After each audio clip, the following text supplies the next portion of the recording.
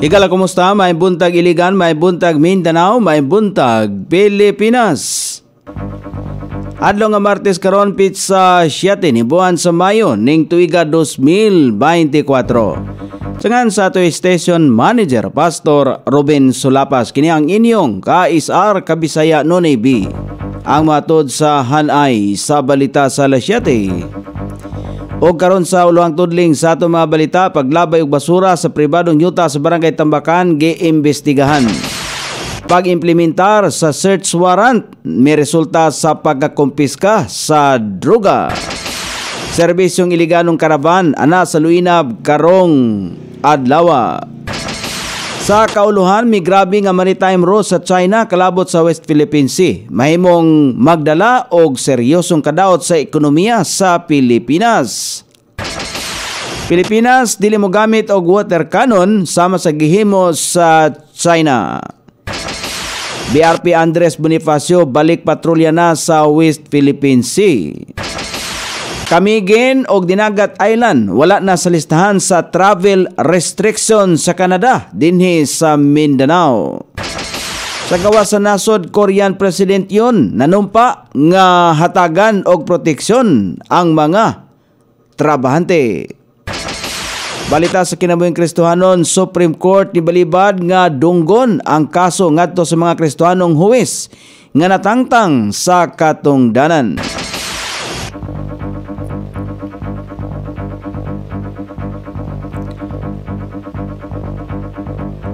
Kini ang uluhang tudling sa ato mga balita nga dalit kanato ning istasyon. O DXSR 106.7 sa inyong FM dial. Ang bugtong radyo sa Dakbayan Siligan nga nagsibya sa balaang kasulatan pinasubay sa King James Version sa Anchor Broadcasting Corporation.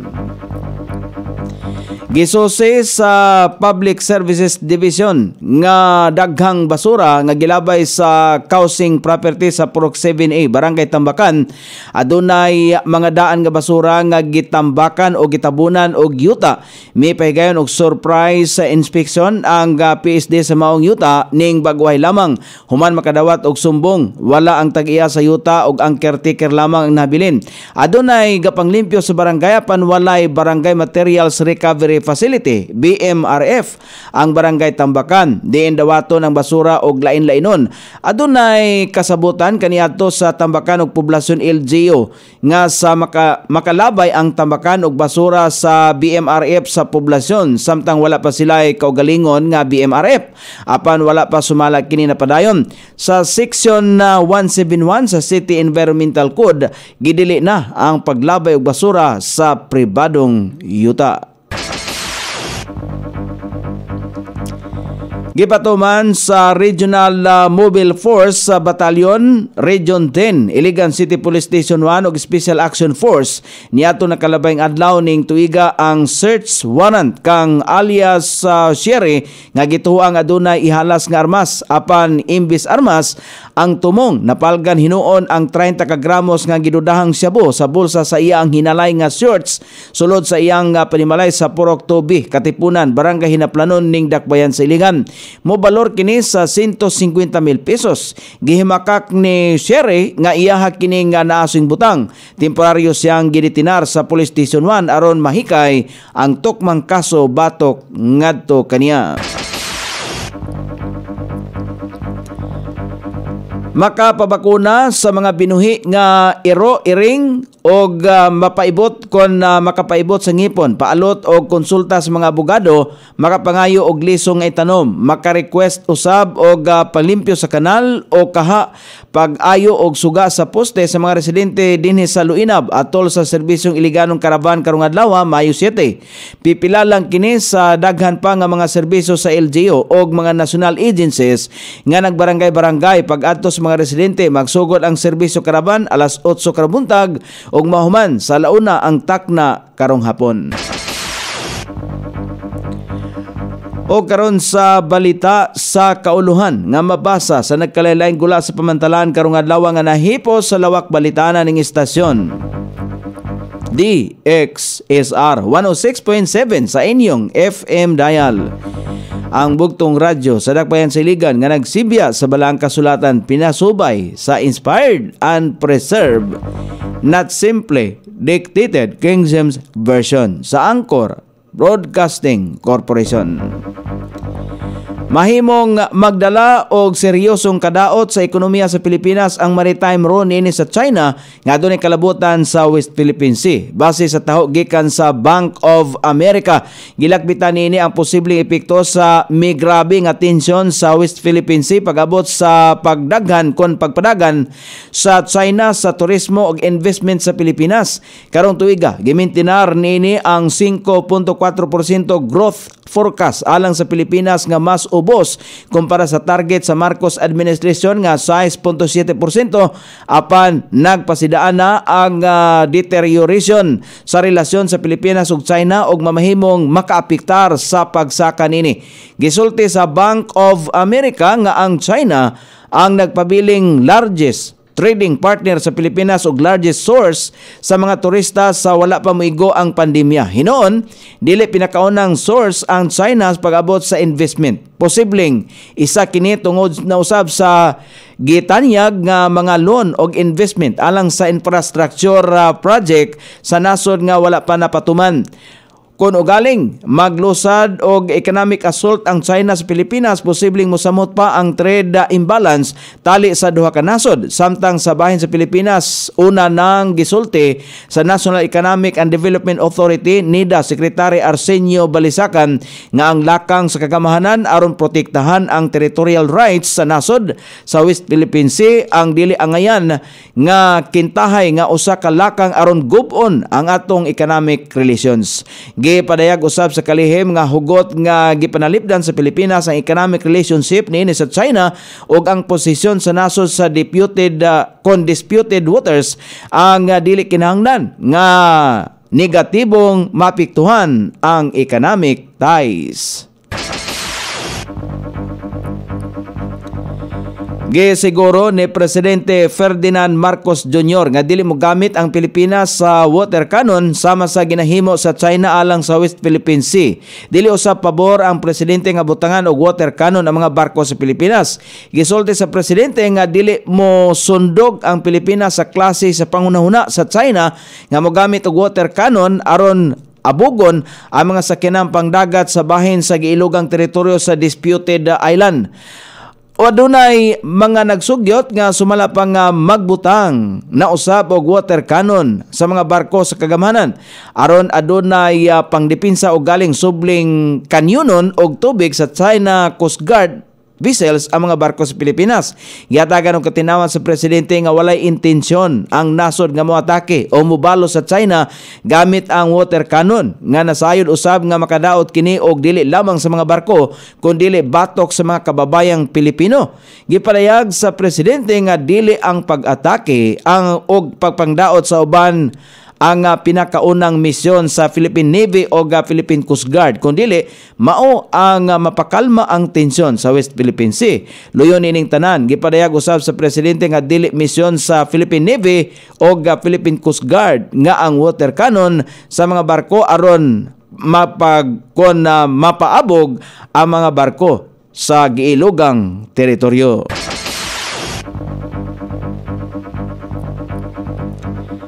Sobling mibalik na sa pagpatrolya sa West Philippine Sea ang BRP Andres Bonifacio sa isa sa tulo ka offshore patrol vessel sa Philippine Navy nga naka-assign sa Naval Forces sa West o Armed Forces of the Philippines sa Western Command Area of Operations. Kini human nga gipailalom sa nasong barko sa Pilipinas sa halapan nga pagkumpuni og upgrading sa communications and sensor equipment niini. Lakip sa mga gi-upgrade sa barko mao ang combat management system niini nga nagmando sa tanang sensors og armas alang sa grabe nga real-time situational awareness, command and control capabilities. Gawas niini aduna usay bag bag-ong Air and Surface Search Radar ang barko nga nagpakusog pa sa kapasidad niini nga magpahigayon og long-range surveillance, search and rescue ug maritime patrol. Tungod niini, gilauman karon nga mas mamahimong epektibo ang paghigpit sa BRP Andres Bonifacio sa mandato nini ilalom sa Naval Task Force 41 gikan sa Maritime Patrol Operations, Internal Security Operations hangtod sa Logistic Support Missions.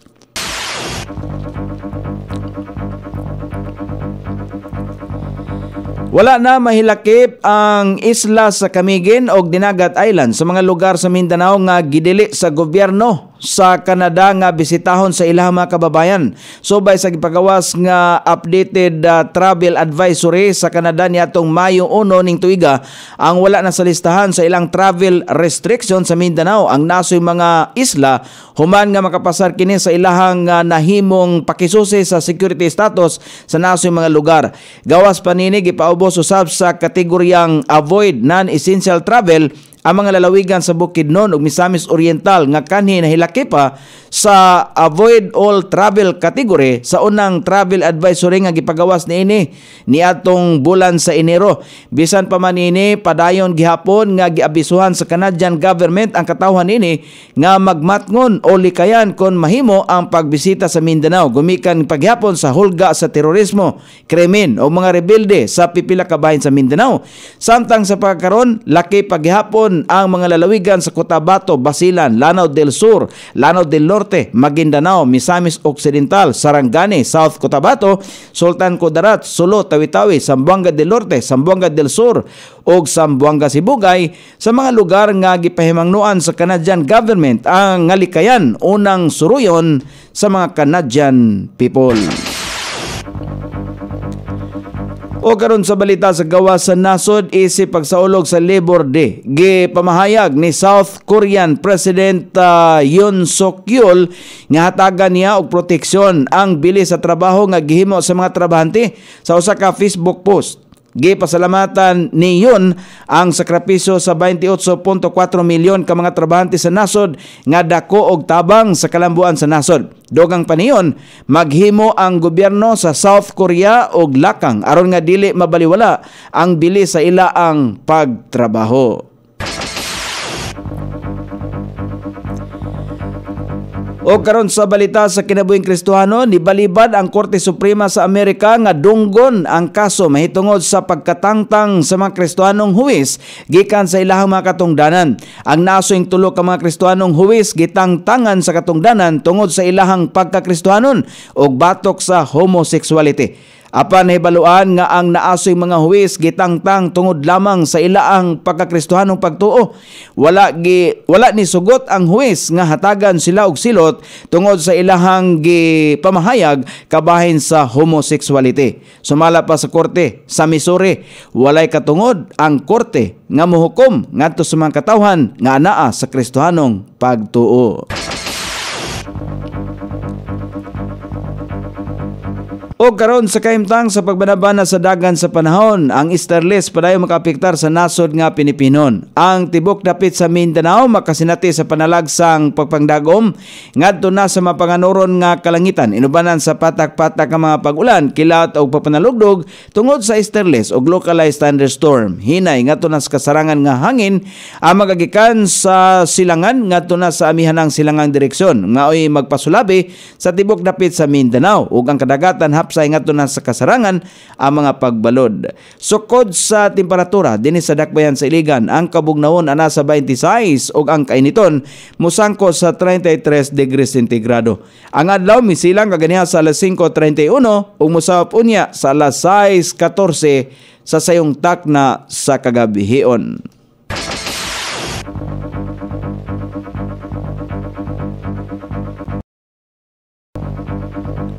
Inyong nabati ang kinatibuk ang hanay sa balita sa alas 7 nga dalit kanato ning istasyon. DXSR 106.7 sa inyong FM dial. Ang bugtong radyo sa dakbayan Siligan nga nagsibya sa balang kasulatan pinasubay sa inspired and preserved, not simply dictated King James Version sa Angkor Broadcasting Corporation. Sangan sa tigsuwat sa atong balitang internasyonal o sa kinabuhing Kristohanon, pitjan sa balita lokal, Coney Island. Sa ato station manager Pastor Robin Sulapas. Kini ang inyong KSR Kabisaya Nonay B.